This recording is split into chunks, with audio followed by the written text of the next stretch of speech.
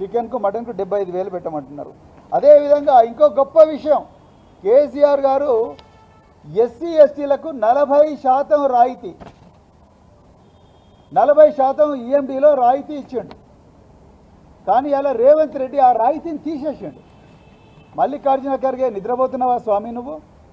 ఇక్కడ SC ST వర్గానికి చెందిన వాళ్ళు 5 మంత్రులను పెట్టినా అన్నాడు రేవంత్ రెడ్డి. మేము 5 మందిని మంత్రులను చేసినాం, 4 మంత్రులు, ఒక స్పీకర్ ఎస్సీ వర్గానికే చెందిన వాడైనా. డిప్యూటీ సీఎం ఎస్సీని అంటున్నాడు, దామోదర్ రాజనరసింహ ఎస్సీ అంటున్నాడు, వివేకానంద్ ఎస్సీ అంటున్నాడు, అదేవిధంగా ఇంకా సీతక్క ఎస్టీ అంటా ఉన్నారు, అదేవిధంగా లక్ష్మణ్ కుమార్ ఎస్సీ అంటా ఉన్నారు.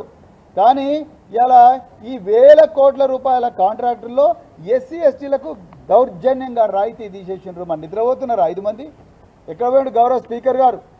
ఎక్కడ పోయిండు 4 మంత్రులు? ఎక్కడ పోయిండు డిప్యూటీ సీఎం? బంగ్లాలు ఉంటున్నాడు కదా, ఆ బంగ్లా ప్రజాభవనికో ప్రజలందరూ ఇక్కడ ఉన్నారు, నువ్వు మాత్రం బంగ్లాలు ఉన్నావు. అది జరుగుతున్నది ఇక్కడ స్టోరీ. నువ్వు మాత్రం బంగ్లాలో సుఖంగా ఉన్నావు, ప్రజలందరూ కూడా నీకు ఓట్లేసిన ప్రజలు రోడ్ల మీద పడ్డారు. వీళ్లకు రాయితీ తీసేసిండు. ఎక్కడ పోయింది మీ చేవేళ్ళ డిక్లరేషన్? చేవేళ్ళ డిక్లరేషన్ మల్లికార్జున ఖర్గే ఏం చెప్పిండు? ఎస్సీ ఎస్టీలకు అన్ని కాంట్రాక్టుల్లో 20%, 25% రిజర్వేషన్ ఇస్తున్నావు. నీ రిజర్వేషన్ ఎక్కడ పోయిందో కానీ ఇప్పుడు వాళ్ళ నోటికాడ కూడు తీసేసినావు రేవంత్ రెడ్డి. చేవేళ్ళ సాక్షిగా నోటికాడ కూడు తీసేసినావు. అదేవిధంగా సెక్యూరిటీ డిపాజిట్, అప్పుడు కేసీఆర్ గారి పాలనలో సెక్యూరిటీ డిపాజిట్ లేదు, కానీ ఇప్పుడు సెక్యూరిటీ డిపాజిట్ కూడా పెట్టమంటున్నారు.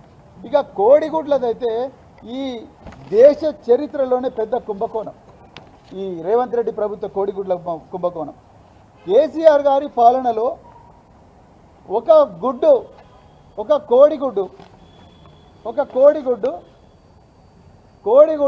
ఒక్కొక్కటి 50 గ్రాముల నుంచి 60 గ్రాములు ఉండాలని చెప్పి నిబంధన విధించేవారు.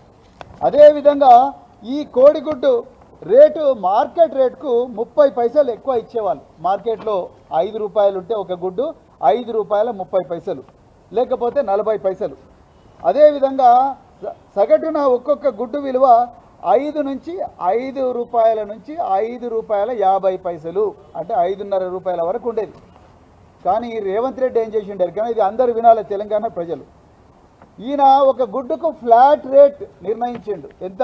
ఒక్కొక్క గుడ్డు విలువ 7 రూపాయలు, 6 రూపాయల 90 పైసల నుంచి 7 రూపాయలు నిర్ణయించిండు. ఇక్కడనే తిరకాసున్నది. మీరు అనుకోవచ్చు అబ్బా రేటు పెంచిండు కదా ఇంకేది వీళ్ళందరికీ న్యాయం జరుగుతుందని. కాదు, ఇక్కడ ఏం చేసిండయా అంటే ఈయన తెలివిగా గుడ్డు రేటు పెంచి ఈ టెండర్లో పాల్గొవాలంటే కమ్సే కమ్ 3 కోట్ల టర్నోవర్ చూపించండి అన్నాడు. కేసీఆర్ గారి టర్నోవర్ నిబంధన పెట్టలేదు. 3 కోట్ల టర్నోవర్ చూపించండి, మీకు పౌల్ట్రీ ఫామ్ ఉండాలి, మీకు అగ్మార్క్ గ్రేడింగ్ ఉండాలి అంటున్నాడు. ఎక్కడి నుంచి వస్తాయండి వీళ్ళకి అగ్మార్క్ గ్రేడింగు? వీళ్ళకు 3 కోట్ల టర్నోవర్ ఏడికెళ్ళి వస్తుంది? అంటే నువ్వు ముందర చికెన్ ఫ్రై చేసి చెట్టుకు కట్టేసినావు, తినండి అంటున్నావు, కానీ కాళ్ళు చేతులు 2 కట్టేసినావు, మూతికేమో ప్లాస్టర్ వేసినావు. ఎట్లా వీలవుతుందండి? గుడ్డు ఈ మొత్తం గుడ్ల విలువ ఎంత అంటే జిల్లాకు 20 కోట్లు, 33 జిల్లాలు, జిల్లాకి 20 కోట్లు, 660 కోట్ల రూపాయల కుంభకోణం కేవలం వాళ్ళ పార్టీ నాయకులు. నల్గొండ జిల్లాలో జానారెడ్డి బినామీలో, లేకపోతే రంగారెడ్డిలో రేవంత్ రెడ్డి బినామీలో, వీళ్ళందరూ పౌల్ట్రీ ఫార్మర్స్. వీళ్ళకు లక్షల కోళ్ళున్న పౌల్ట్రీ ఫార్మ్స్ ఉన్నాయి. సో వీళ్ళందరి చేతులకే వాళ్ళు 3 కోట్ల టర్నోవర్ అంటే ఏడికెళ్ళి వస్తుంది?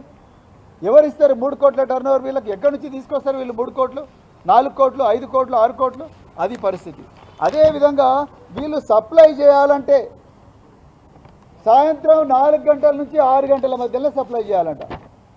అదేం కొత్త రూలు? కేసీఆర్ గారి పాలనలో ఉదయం 6 గంటల నుంచి సాయంత్రం 6 గంటల వరకు ఎప్పుడైనా సప్లై చేయొచ్చు కదా. కానీ వీళ్ళు 4 గంటల నుంచి 6 గంటల మధ్యలోనే సప్లై చేయాలంట.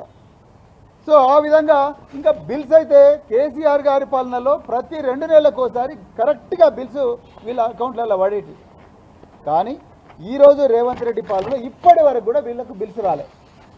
దాదాపు 4 నెలలు అయింది, ఇప్పటి వరకు కూడా బిల్స్ రాలే. గ్రీన్ ఛానల్ అన్నాడు, గ్రీన్ ఛానల్ ఆయనకు పెట్టుకున్నాడు. గ్రీన్ ఛానల్ ఆయనకు, ఆయన కుటుంబ సభ్యులకు, మెగా కృష్ణారెడ్డికి, పొంగులేటి శ్రీనివాసరెడ్డికి, ఇప్పుడు కొత్తగా ఇంకొకటి వచ్చిండు సీఎం రమేష్, ఆంధ్రప్రదేశ్ నుంచి ఒక కాంట్రాక్టర్ వచ్చిండు. వీళ్ళందరికీ గ్రీన్ ఛానల్ పెట్టుకొని డబ్బులు ఇస్తా పోతా ఉన్నాడు. వీళ్ళ నోట్లో మాత్రం మట్టి కొట్టిండు రేవంత్ రెడ్డి. ఇలా ఒక గుడ్డు విలువ 7 రూపాయలు నిర్ణయిస్తే నువ్వు డైట్ ఛార్జీలు 40 రూపాయలకు ఇచ్చినావు. 40 రూపాయల 7 రూపాయలు గుడ్డుకే పోతే 33 రూపాయల వాళ్ళ పిల్లలు ఏం తింటారు? ఎప్పుడైనా ఆలోచించినవా? అది కూడా పోనీ 7 రూపాయలు ఇచ్చినావు. 7 రూపాయలు ఇచ్చినప్పుడు పేదోళ్ళకి ఇవ్వాలిగా ఆపర్చునిటీ. పేదోళ్ళకి ఇవ్వకుండా జీవో 17 తీసుకొచ్చి మొత్తం కూడా బడా వ్యాపారస్తులు వచ్చేటట్టుగానే ఇలా ప్లాన్ చేసిండే రేవంత్ రెడ్డి. అదేవిధంగా మరి అసిస్టెంట్ కేర్ టేకర్లు తీసేసిండు. అసిస్టెంట్ కేర్ టేకర్లు ఉంటే ఈ కాంట్రాక్టర్లు ఎలాంటి కార్యక్రమాలు చేస్తున్నారు, ఎలాంటి క్వాలిటీ విషయాలు తీసుకొస్తూ ఉన్నారు, ఎలాంటి క్వాలిటీ వస్తువులు తీసుకొస్తూ ఉన్నారు, చెడిపోయిన వస్తువులు ఉంటే వెనక్కి పంపించడానికి పర్యవేక్షించడానికి అసిస్టెంట్ కేర్ టేకర్ ఉండేవాడు. ఆ అసిస్టెంట్ కేర్ టేకర్లో 300 మంది అసిస్టెంట్ కేర్ టేకర్లు సోషల్ వెల్ఫేర్లో తీసేసింది. ఇలా ఈ జీవో 17 ఒక్క రోజన్నా మీ అందరితో మాట్లాడిండనయ్యా? మీ జీవో తీసుకొచ్చినప్పుడు ఒక్క రోజు కూడా మాట్లాడలేదు. మీతో మాట్లాడిండా రేవంత్ రెడ్డి? పోనీ సెక్రటరీలు ఎవరైనా మాట్లాడిందా? మినిస్టర్లు ఎవరైనా మాట్లాడిందా? ఎవ్వరూ మాట్లాడలేదు. కాంట్రాక్టర్లు 20,000 మంది కాంట్రాక్టర్లు వాళ్ళతో మాట్లాడలేదు. అదేవిధంగా విద్యార్థులతో మాట్లాడలేదు, విద్యార్థుల తల్లిదండ్రులతో మాట్లాడలేదు. రాత్రికి రాత్రి బడా బడా కాంట్రాక్టర్లు, పౌల్ట్రీ ఫార్మర్స్, పెద్ద పెద్ద వ్యాపారస్తులు ఎవరైతే ఉంటారో వాళ్ళందరినీ హోటళ్ళకు పిలిపించి అక్కడ టెండర్ స్పెసిఫికేషన్స్ తయారు చేసుకున్నారు. పేదోళ్ళు రాకుండా చూసిండ్రు. ఇంకొక ఘోరమైన విషయం, నేను బ్యూరోక్రసీలో పనిచేసిన ఒక ఆఫీసర్గా సిగ్గుతో తల వంచుకోవాల్సిన పరిస్థితి ఏంటంటే, కొన్ని జిల్లాల్లో కలెక్టర్లు నాకెంత కమిషన్ ఇస్తావని చెప్పి పెద్ద పెద్ద వ్యాపారస్తులను అడుగుతూ ఉన్నారు, పేదోళ్ళను కూడా అడుగుతూ ఉన్నారు. కలెక్టర్లు, అడిషనల్ కలెక్టర్లు మాకు నీకు ఇంత కాంట్రాక్ట్ వస్తుంది కదా, నీకు 5 కోట్ల కాంట్రాక్ట్ వస్తుంది కదా, ఇవాళ మాకెంత కమిషన్ ఇస్తావని అడుగుతున్నారని చాలామంది కాంట్రాక్టర్లు మాతో చెప్తా ఉన్నారు.